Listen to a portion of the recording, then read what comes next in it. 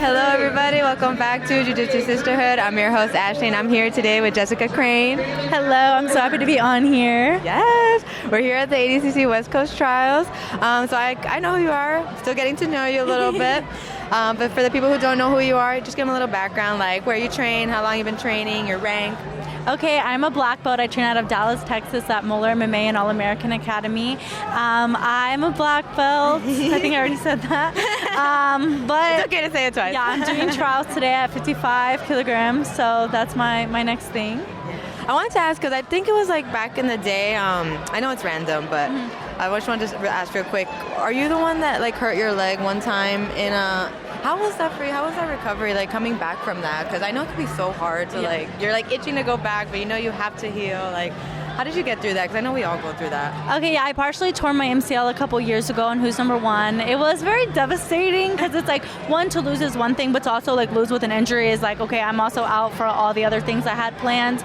But one thing that I'm very big on is like I wanted to make sure I did a full recovery so that I didn't, go in too early and then end up getting injured at another tournament and then be out even longer, or fully tear it so that I would, have to get surgery or anything. Luckily, like the MCL is not as bad as like the ACL or other ones. So I did my rehab. I made sure that I was like taking my time off the mat, which is very hard. So hard. But I did. I knew that in the long run it'll be worth it. And now I'm back to 100%. I still, I'm always strengthening my knees and everything, But it was tough, but I think that recovery is a part of the process, so you always have to take it as seriously as you take training and as everything else, because that's like the part where you're like, oh, I can just kind of skip out a little bit or not do it 100%, and then that's where you get injured and you're out even longer than you would have been.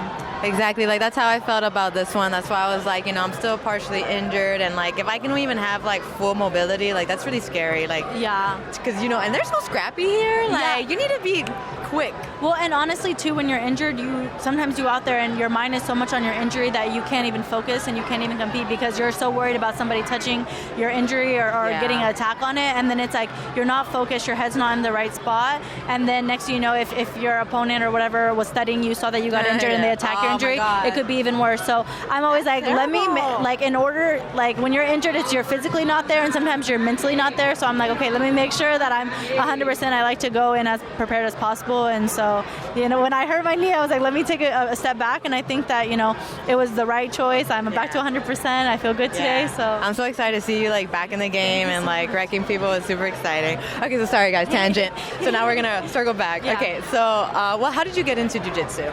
I started jiu-jitsu when I was 6 years old. First I did ballet and tap dancing, which is very different. And I was very, very girly and I was very quiet. I didn't talk that much.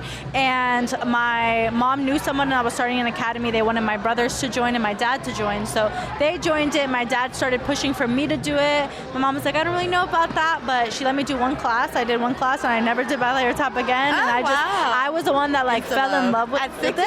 Yeah, I was sick. Like I had so much fun with it. And it was crazy because at school I'm like this quiet kid that's not talking to anybody, and then whenever I go to compete I'm like trying to like beat everybody up. So I like after that first class I like loved it, and then I it went full force in that, and I was still really girly. My mom at the time, they didn't have pink gis and purple gis, so my mom would go to like Michael's and get like dye. Oh my god, that is so cute. Yeah, and she would like braid little ribbons in my hair so I could still be a little girly on the mat. You still girly? I am. I'm not as girly on the mats anymore, but I still have my little girly side. You still tap into that girly side. Me too. I got that side too. We all do. We show it sometimes. Yes, for sure. Okay, so then I wanted to ask, so being at, like, I'm assuming you want to be like pro, like do you want to do this as a living? Yes. So, okay, do you still do local tournaments? I'm curious. Like local as in like I do IBJJF Opens and stuff to get more experience. I've been doing more ADCC Opens to get more experience in the role set because it's very, very different than IBJJF. But like local tournaments that are really small, not really. I'm also a kids coach, so most of the time we have our students doing the kids competition. I like to focus on them and have my eyes on them, but I'm always trying to compete like at the Opens, do gi and no gi, doing the ADCC Opens obviously, to still get tournament experience, because I don't want to just like only do majors. I feel like that's like not that smart, and honestly there's like a lot of good girls that sign up for the Opens anyway, so it's good experience to kind of fight them at opens, and then I kind of have a feel for them for whenever I do the actual like worlds and major tournaments. Yeah, because I was thinking, I'm like, do they still compete at local tournaments? Because sometimes I know like high level will randomly like sign up for local, but you're right, the opens definitely provide a lot more. Like the ADCC opens are pretty much like a warm up for trials. Yeah, there's a lot of good girls, especially in the 55 division. So I'm very excited to compete in it because I think that Mo and the rest of ADCC did a really good job about making a smaller weight division for the girls. I think that it's going to be very exciting. Even all the girls that are already doing ADCC in the 55 division, it's already stacked. So I'm very excited to do it, and especially doing the opens. One, it gave me more experience. One, I think it was good to help my seeding as well. Yeah, it gives you points, right? Yeah, so it gave me experience, and also I got a feel for some of the girls. So now going into some of my matches, I've already faced some of the girls, so I already have a feel of their game and kind of don't have to do as much studying as I would if I, hadn't done them. So you feel more comfortable when you have fought them before? I think it depends. I try to go in confident on every match. I try not to think about my last match. I try to put in an experience of what I know that they like to do, but regardless of the results, I want to go in there playing my game. I never want to go in there studying them too much, because then I try to focus on their game, and that's not, they've been playing their game for so long, so it's hard. It's going to be harder for me to try to counteract that than if I play my game and force them to counter my game. So I mean, I like to once I get a feel for them, I kind of like that. I'm but I also don't really mind. I just try to go in every match the same and be as aggressive and just focus on myself and my game. What about when you have to fight a friend? I love fighting my friends. Honestly, I'm very proud to say that all my friends are so tough, and a lot of the times I joke with them and everything day before, day of, and then if we fight each other, we kind of don't talk for a second, we warm up, and don't then look at me. yeah, and then after the match we're cool. I don't take it personal. They don't take it personal. It's a sport, and at the end of the day, it's not my fault or their fault that we're in the same weight class. You know what I mean? Yeah. So, we both have the same goals, and so it took me when I was younger, I didn't really know that you could be friends with your opponents. I was like, no, I can't talk to them, I'm fighting them. But they're the best people to get advice from. A lot of my friends, a lot of people that I've competed against or that are in my division gave me a lot of advice on recovery. They've given me a lot of advice on nutrition, on mental performance, on different things. And so even though we're competitors on the mat, that doesn't affect, off the mat, warm up and we prepping. can, we're going through the same things. We can relate to a lot. We have a lot in common. So, it's never fun to fight your friends. I'd rather fight them, in the finals, because, I would rather not knock them out before the podium. Yeah. But, oh, you're so sweet. because I want to see my friends on the podium with me. I want to get there with you. Yeah, but, I don't take it personal. I just let the seating be however it is, and then I, go out there, we go 100%, and then off the mat, it's cool. Awesome. Okay, and then how would you say you mentally prepare for competition? Do you still get nervous and stuff, or is that pretty much not a problem? No, I definitely get nervous. I think nervous is a part of it. I think that when you're nervous, you still have that passion for it. You still have that desire to win so badly that you have it. And when I was younger, one thing that my first coach taught me that I always say is I don't say that I'm nervous. I say that I'm anxious, because anxious is more of a positive, looking forward to emotion, and it's very similar. Excited, anxious. Yeah, so I try to channel it into I'm excited, anxious instead of I'm nervous. Yeah. Because I have been preparing. My nutrition's been good. My my focus has been good. The past year was a little bit rough for me, in my personal life, and I have taken so much time to really be mentally where I want to be and physically where I want to be. I have a great coach behind me. I have a great strength and conditioning team behind me. I have a lot of support around me, so I always go into the match as focused as I can be, and I feel mental prep is part of it. If you go out there and you don't think you can do it, you're going to lose a lot of matches. You're going to doubt yourself,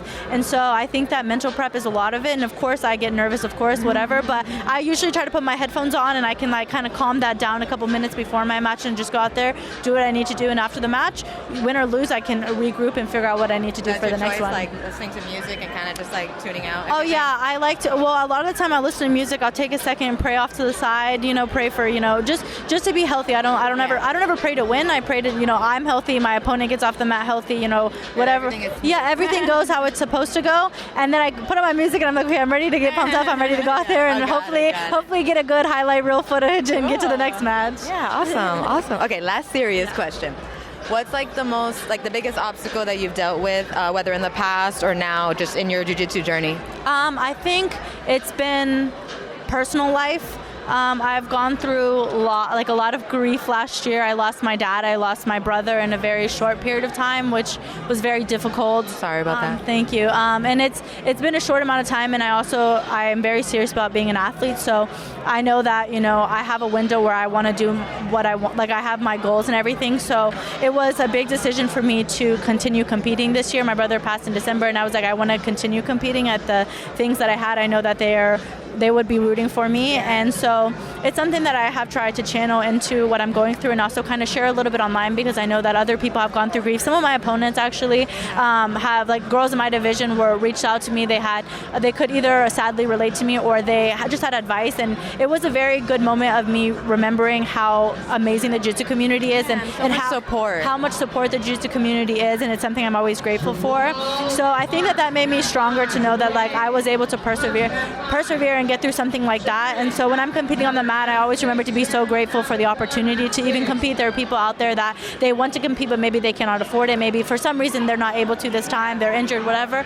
So I always try to be grateful for every day. I try to be grateful for the ability to compete and do what I'm passionate about, and then just try to represent everybody that supports me. So I think that that's been something that I've struggled with, but I think it also has made me stronger. So it's something that it's unfortunate, but I'm also grateful that I've been able to mold it into something that's for my favor, I think. Yeah, it's true, and it does take a lot of balance, like especially with like life events, like work things. Like, there's just so many factors that can affect our jiu-jitsu and our game and our training and everything. So it's nice to always be able to overcome those challenges and just keep pushing ourselves and keep working hard. Like, that's amazing. Yes. I'm glad that you continue to persevere, and I'm excited to watch you. All right, now let's do some fun stuff. All right, give me a fun fact about you that nobody, or maybe some people know, but like most people won't know.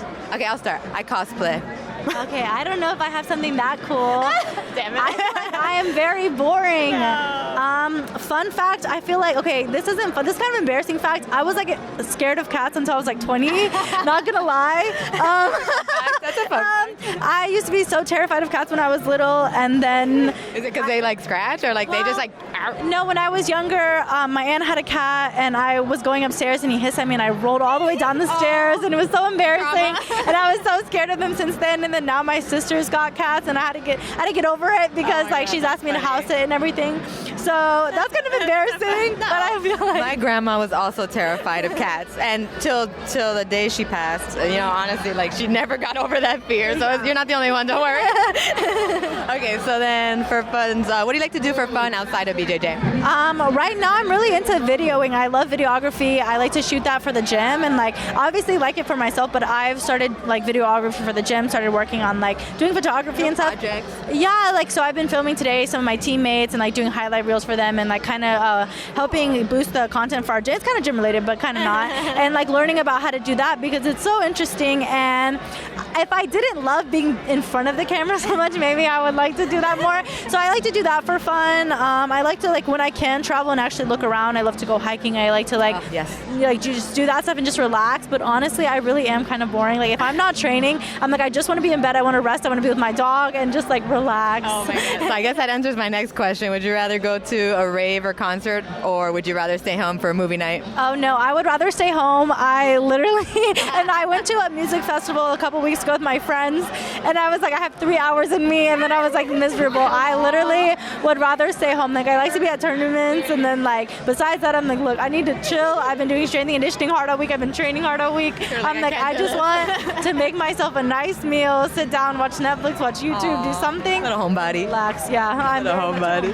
Fine. Okay, so then let's see. Next question would be, do you prefer armbar or heel hook?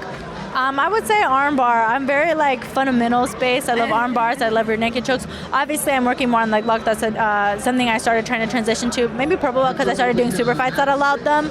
It's not necessarily a big part of my game, but I would say arm bars. I've always done as a kid, and so I always like it. It's very fundamental. For sure. So then, what's your favorite submission? I would say rear naked choke. Every time I get to somebody's back, I feel very confident. Like even if I feel like I'm losing it, I feel very good about transitioning from back to mount, and then finding my way to rear naked choke. I feel like it's also very fundamental, but it's my favorite. I feel like that's the one I get the most. Awesome. All right. And then last question. What's your zodiac sign? I'm a Virgo. Nice. Number 2.